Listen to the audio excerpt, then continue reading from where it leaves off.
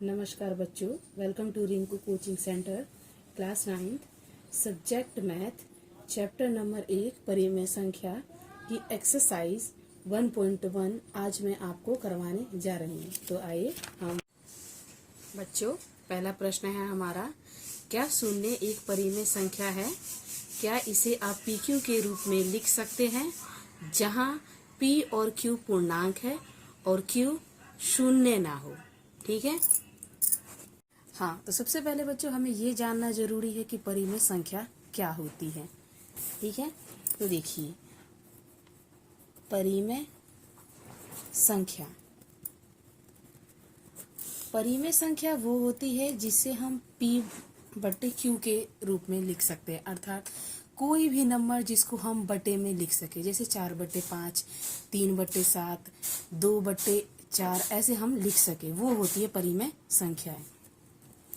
ठीक है, और इसके अंदर ये बताया गया है कि जो Q होता है, Q हमारा कभी भी 0 नहीं होना चाहिए। ठीक है, जो Q है वो कभी भी हमारा 0 नहीं होना चाहिए।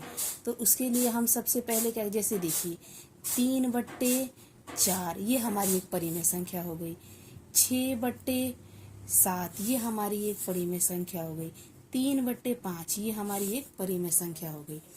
अब ये हमें ये बताना है कि जो Q है वो कभी भी 0 नहीं होगा। तो ये सही बात है।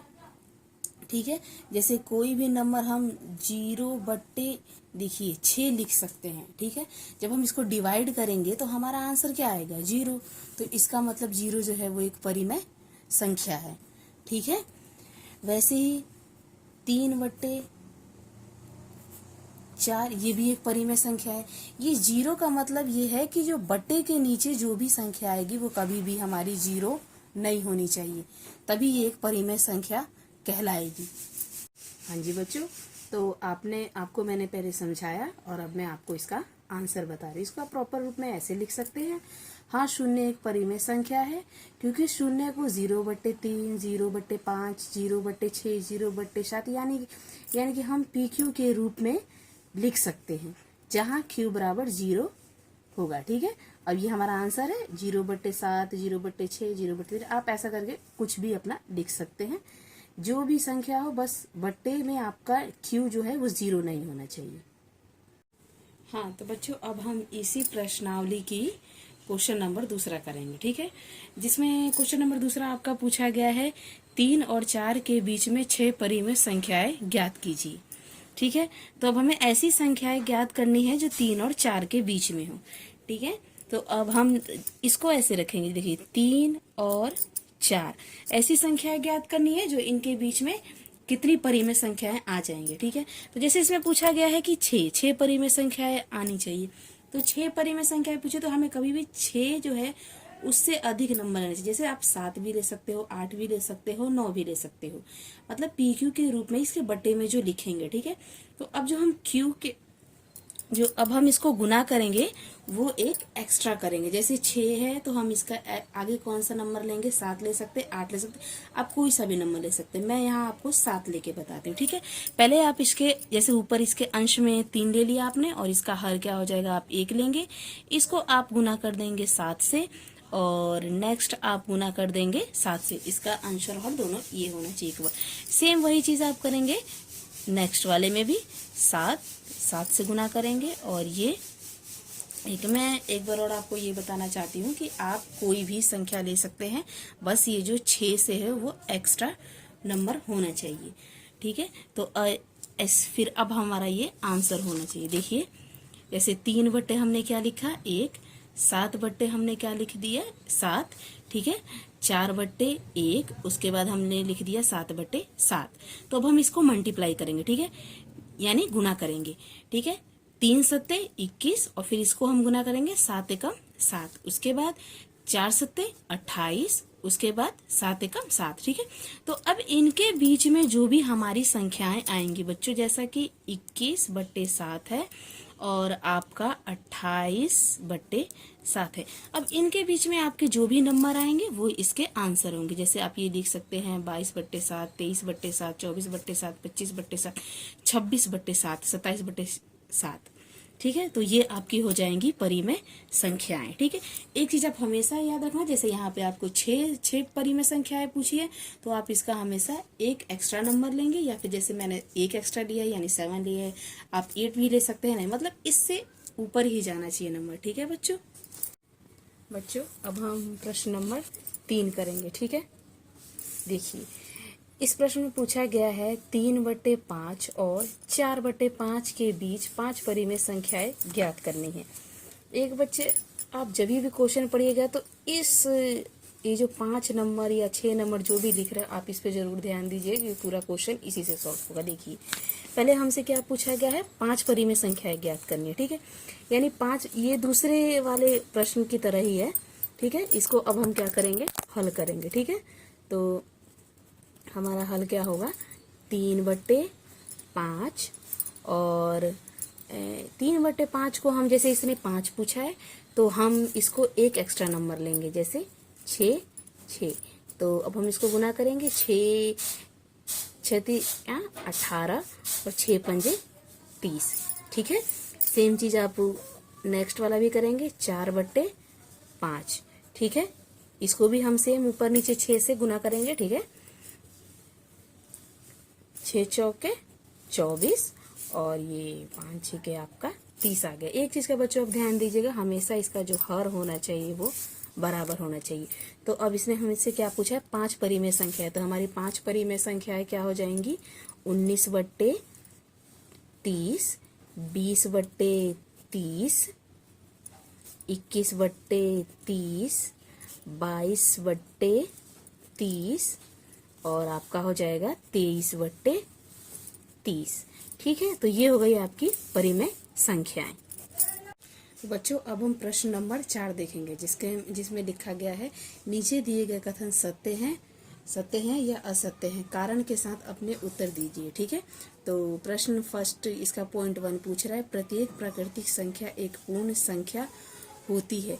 हमें ये बताना है कि ये सत्य है या असत्य है। तो सबसे पहले हमें ये पता होना जरूरी है कि प्राकृतिक संख्या क्या होती है और पूर्ण संख्या क्या होती है। तो सबसे पहले आप देखेंगे प्राकृतिक संख्या। ठीक है, आपकी प्राकृतिक संख्या होती है 1 2 3 4, ऐसे 1 से लेके अनगिनत संख्याएं होती है, वो हमारी क्या हो जाएंगी, प्राकृतिक संख्या। और अब हम देखेंगे पूर्ण संख्या। ठीक है, पूर्ण संख्या। देखिए बच्चों, जैसे प्राकृतिक संख्या 1 से स्टार्ट होती है तो पूर्ण संख्या आपकी 0 से स्टार्ट होती है। ठीक है, 0 से 1 2 4, ये भी ऐसे होती है, 0 से स्टार्ट होती है। बस ये चीज ध्यान रखिए, जो प्राकृतिक संख्या होती है वो 1 से स्टार्ट होती है और पूर्ण संख्या 0 से स्टार्ट होती है। लेकिन आप ये देखेंगे कि जितनी भी प्राकृतिक संख्याएं हैं वो पूर्ण संख्याओं में आ रही हैं। इस वजह से जो ये कथन है वो सत्य है। हम आपको उत्तर दिखाएंगे, ये कथन क्या है, सत्य है, क्योंकि सभी प्राकृतिक संख्याएं पूर्ण संख्याएं भी होती हैं। ठीक है, हाँ तो बच्चों अब हम प्रश्न नंबर 4 का सेकंड पार्ट देखेंगे। ठीक है, इसमें पूछा गया है, प्रत्येक पूर्णांक संख्या एक पूर्ण संख्या होती है। तो इसके लिए सबसे पहले हमें बच्चों पूर्णांक संख्या पता करनी पड़ेगी और पूर्ण संख्या पता करनी पड़ेगी। मैंने आपको पहले बता दिया है पूर्ण संख्या क्या होती है, जो 0 से स्टार्ट होती है। ठीक है, तो अब आप देखेंगे पूर्णांक संख्या। ठीक है, जो पूर्णांक संख्याएं होती हैं इसमें ऋणात्मक और धनात्मक दोनों संख्याएं आती है। जैसे आपकी हो गई -2 -3, ठीक है, -4 -1, ये सब भी होती है, और 0 भी आपकी आती है, और 1 और धनात्मक का 1 2 और 3, ये सभी संख्याएं क्या हो जाती हैं, आपकी पूर्णांक संख्या होती है। देखिए पूर्णांक संख्याओं में आपके माइनस की भी संख्याएं आती है, अर्थात जो ऋणात्मक होती हैं वो भी आती है, 0 भी आता है और धनात्मक भी आती है। ये सभी संख्याएं क्या हैं, पूर्णांक संख्याएं। और जो आपकी पूर्ण संख्या थी वो कहाँ से स्टार्ट थी, 1 2 3। ठीक है, तो अब जो हमसे क्वेश्चन क्या पूछ रहा है, प्रत्येक पूर्णांक एक पूर्ण संख्या होती है। तो अब आप देखेंगे बच्चों, क्योंकि इसके अंदर जो पूर्ण संख्या है उसके अंदर माइनस नहीं आ रहा है, जो ऋणात्मक संख्याएं हैं पूर्णांक वाली वो नहीं आ रही, इस वजह से ये क्या है, हमारा असत्य है। क्योंकि ऋणात्मक पूर्णांक पूर्ण संख्या नहीं होती है, क्योंकि जो पूर्ण संख्या है उसके अंदर सभी धनात्मक संख्या आ रही है, लेकिन जो पूर्णांक संख्या है उसके अंदर ऋणात्मक संख्याएं भी आ रही हैं। हाँ तो बच्चों, अब हम प्रश्न नंबर 4 का थर्ड पार्ट यानी कि लास्ट पार्ट अब हम करेंगे। ठीक है, इसमें पूछा गया है कि प्रत्येक परिमेय संख्याएं एक पूर्ण संख्या होती है। तो जैसा कि मैंने आपको बताया था कि परिमेय संख्या क्या होती है, जो बटे के रूप में लिखी जाती है। तो हम ये देखेंगे कि जो परिमेय संख्याएं, जो सभी संख्याएं हैं, क्या वो पूर्ण संख्या है या नहीं है। तो परिमेय संख्या हो गई आपकी परिमेय संख्या। ठीक है, परिमेय संख्या अब जैसे मैं आपका लेती हूँ ये 10/2, तो 2 एकम 2, 2 पंजे 10, अर्थात ये एक संख्या आ गई 5, तो ये एक पूर्ण संख्या है। लेकिन यदि मैं इसी परिमेय संख्या को ले लूँ आपका 5/3, तो अब हम इसको डिवाइड करेंगे तो क्या आ जाएगा 1.66, यानी ये पूरा नहीं कट रहा है। तो ये क्या हो गया, ये पूर्ण संख्या नहीं है। और पूर्ण संख्या क्या थी, पूर्ण संख्या आपकी जो थी वो 1 2 3 4 ये सब थी।